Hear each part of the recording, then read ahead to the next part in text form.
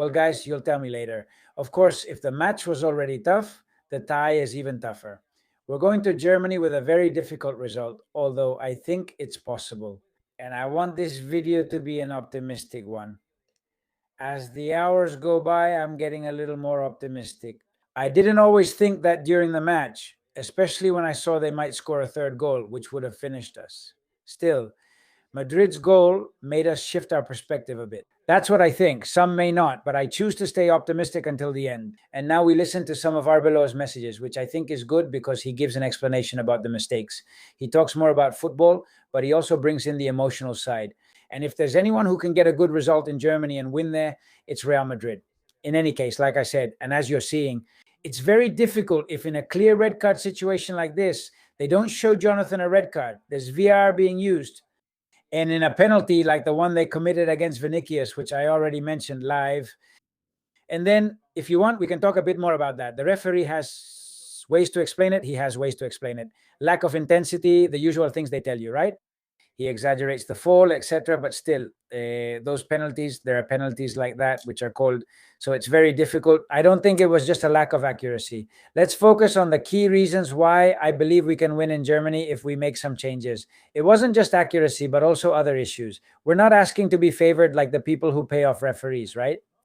We're not going to put a UNICEF logo here on our shirt, nor are we going to pay off the head of refereeing. No, we're just asking that these calls, I was going to say they're gray areas, but they're not even gray, damn it.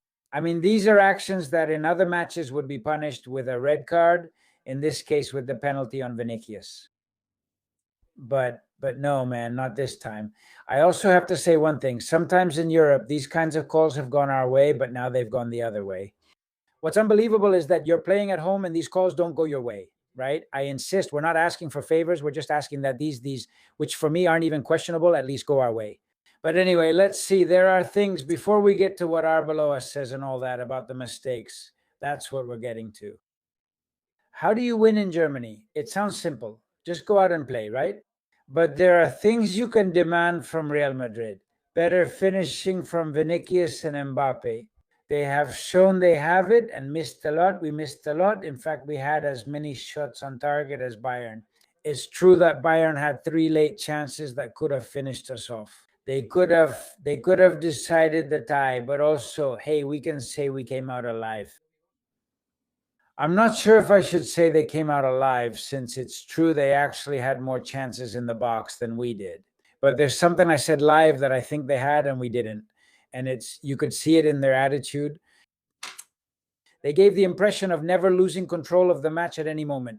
They seemed more confident than us. They gave that impression, and it's not even just an impression. In fact, they are better collectively than we are. They're a better team than us.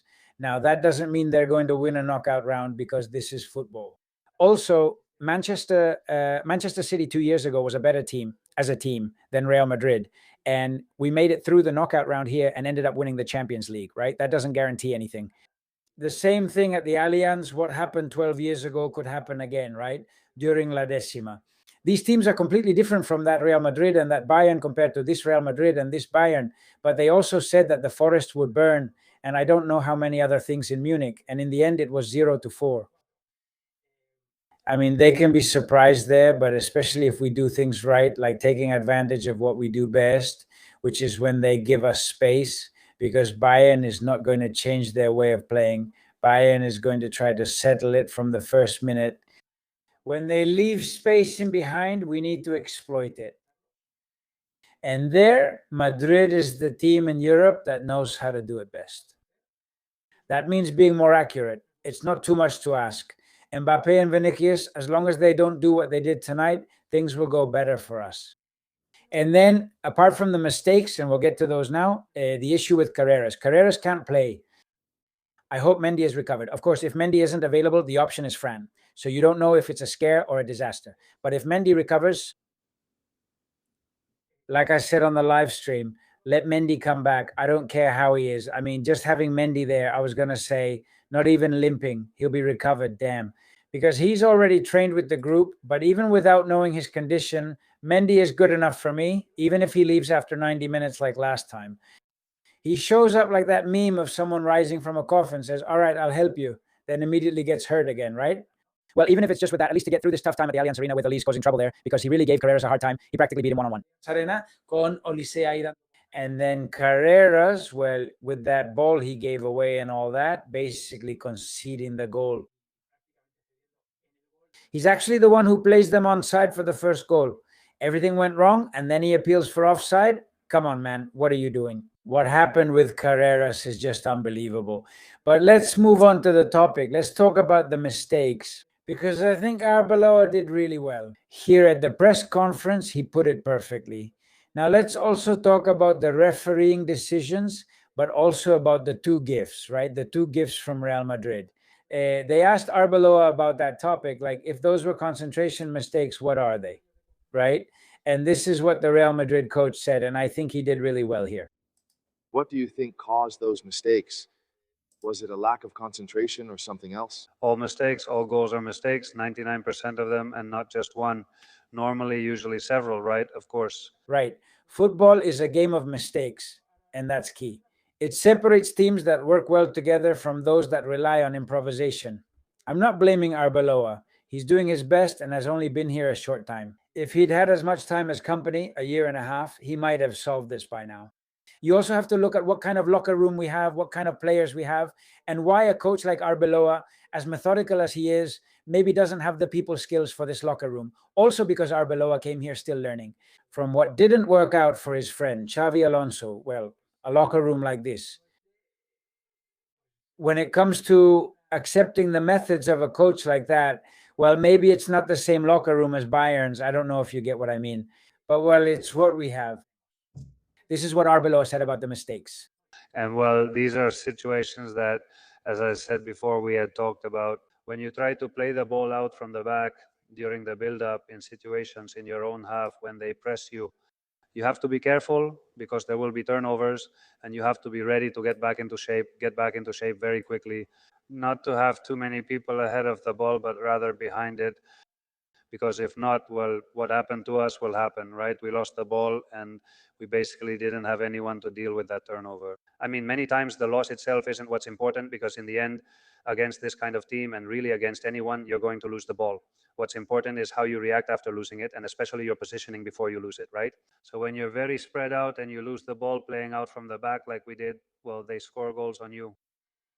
And I'm convinced that Arbeloa tells his players that, and that Xavi Alonso also told his players the same thing. For Xavi Alonso, maybe they stopped taking him or Ancelotti seriously because their messages lost impact. With Xavi Alonso, some might have thought, who are you anyway? You have to expect anything from these people. And Arbeloa, it's because he doesn't have time to work on this. And that's where we are. I mean, with one coach who was kept on for too long, another who wasn't given a chance, quite the opposite. He was cut off too soon. And this one because he's only been here a short time. So with all of them, nothing gets done. That's where we are. So, well, but we're Madrid. I mean, maybe we get there and we have more right than wrong, because we're still going to make mistakes, because that's just how team routines work. The thing is, if you get it right up front, well, man, you get it right up front. And I insist that could happen there in Germany, hopefully. And then there's something else to tell him. Besides how you react after mistakes, to tell Vinny that, well, not to tell him, because I imagine someone will tell him. Have Vinicius, after every training session, make 125 passes backwards from the wing to see if he doesn't give them to the opponent or if he doesn't send rockets to his teammates, because Vinicius does some things very well. But damn, that's not the first time. There are a lot of balls lost like that, which put the team at risk. Although, as Arbeloa says, it's not just a mistake, but also how you react afterwards. Don't get caught off guard. So they don't catch the midfielders off guard, excuse the expression, and so on. There should never be more players ahead of the ball. So when you see Vinicius about to receive it on the wing, and you know he might make a mistake, because Vinicius usually isn't very accurate in those situations, you should already be preparing the possible solution. In other words, don't have more people ahead. Anyway, that's it. The two gifts. Rudiger said that what can't happen is giving things away twice. It really reminded me of that Paris Saint-Germain in the Club World Cup, man. That kills you. And back then they finished us off completely, but Bayern has left us alive, right? Also because then the team pushed forward and we scored the goal. But anyway, and to wrap up, the refereeing mistakes. I was saying live that I'm not going to complain too much about this, because, well, it's one of those you can live with since it's not a super clear, obvious penalty. It's not one where you'd say, man, this is a scandal, right? But it's true that there is contact because Upamecano makes contact here with Vinicius. He never gets to the ball and Vinicius falls. As I understand it, Michael Oliver recognized the play because he was right there, saw Vinicius's hand, and called a handball on Vinicius when he stopped the ball to claim a foul. These are penalties that get called. If the main character wasn't Vinicius and didn't have a reputation for diving, which he partly created himself, even though he gets clear penalties that aren't called, it's basically a boy who cried wolf situation. Maybe that's why Michael Oliver saw the fall, and sometimes Vinicius adds a bit of exaggeration and thought, well, that didn't look like enough for Vinicius to go down like that, right? And that's how I think this gentleman saw it, but he could avoid it. He could easily avoid it because here we're always talking about interpretation, right? And you can commit misconduct with this, or you can simply interpret. Let's not always think badly of the referees, man. In a system where the boss was receiving millions from one of the clubs, yes, we should think badly. But in this case, since Barca no longer wears UNICEF, well, let's think that we haven't had any major scandals either. Man, some stuff happened against Benfica this year. Yesterday, Zeffirin was sitting right there next to Florentino. Let's remember they're not against us, even if it's hard to see after Jonathan Tah's tackle and the penalty. With Vinny, it's always the same, the usual phrase that it's not enough. He exaggerates the fall, just like he could have said, well, look, there's contact. In fact, if the referee calls it, VAR can't intervene because there's contact. Why is there contact? It depended on the defender below. And then, well, what we saw before, right? There's not much more to explain. I mean, the linesman is right there, man. You can see he steps on his ankle here, twists his ankle, man. And with all the studs, come on, this is always a red card. This one really is outrageous. And it's really surprising that VAR didn't intervene. That's why Madrid gets so many of these. In Spain, we saw it when Nico Gonzalez tackled Carvajal, leaving him injured for nearly 2 months.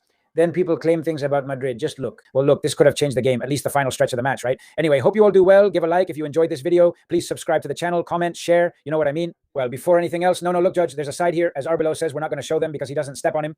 Annoying, but ankle, for example, if there's a guy who can. And Munich is real. This red card could be harsher. But for example, if there's a team that can win in Munich, it's Real Madrid. He was also complaining about Tchouaméni's yellow card, which wasn't really explained. Besides the referee giving Tchouaméni a yellow card, that's another thing. Tchouaméni's yellow card was shocking. It was just a stumble, maybe a foul, but never deserved a booking. The match in Munich not only did it affect yesterday's match, but also the return leg. He'll miss the Munich game too, so both matches are impacted. Arbeloa says, I have confidence in my players. Whoever doesn't believe it can be done should stay. To my players, whoever doesn't believe it can be done should stay. Whoever doesn't believe should stay in Madrid. We're going to Munich to win. Well, that's it. Spirit of La Decima. Guys, champion spirit as always. There's not much more to explain. I mean, Madrid can do it. What else do we have, right? What else do we have? The only thing left is that Madrid can do it. That's all we have left. That's it. See you in the next one. Thanks, next one. Thanks for being there. Bye.